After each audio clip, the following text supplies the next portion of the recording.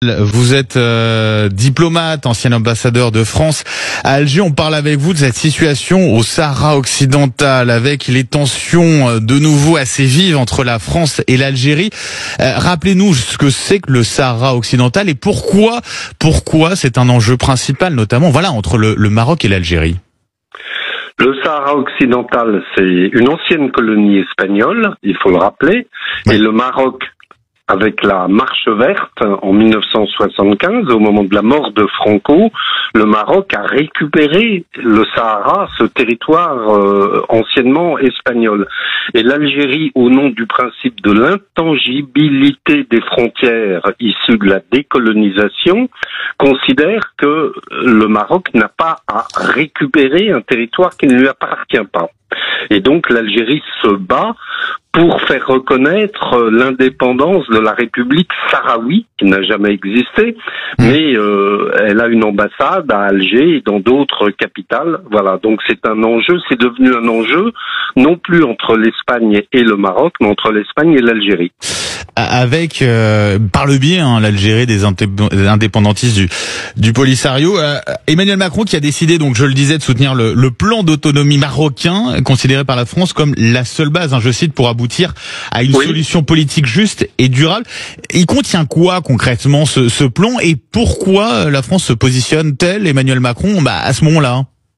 Mais ce qui est important dans la lettre du président de la République, c'est qu'il affirme à 4 reprises des formules qu'on n'avait jamais employées du côté français, c'est-à-dire quand il écrit que le présent et l'avenir du Sahara s'inscrivent dans le cadre de la souveraineté marocaine, quand il parle du plan d'autonomie sous la souveraineté marocaine, que le plan d'autonomie du Maroc est la seule base, alors qu'avant on disait que c'était une des bases possibles d'un règlement du conflit, donc on a changé complètement de pied. Et pourquoi? Pour quelle raison? Pourquoi? Parce que quitte à se mettre à dos l'Algérie encore plus, c'est ça aussi la conséquence. Oui, tout à fait, mais avec l'Algérie, je pense que le président de la République constate que finalement tous les efforts qu'il a faits depuis 2017 ne sont pas payés en retour, donc il n'y a rien à attendre de l'Algérie. Et deuxième raison, on était fortement brouillé avec le Maroc, au point, dit-on, que le roi refusait de prendre le président de la République au téléphone. On était brouillé avec le Maroc et le Maroc a mis comme condition que la France reconnaisse le Sahara occidental comme appartenant au Maroc. Comme l'a fait l'Espagne l'année dernière, comme l'a fait l'Allemagne et comme l'avaient fait les États-Unis il y a 2 ans. Ça veut dire qu'on peut s'orienter, on envisage une fin de ce conflit possible aujourd'hui?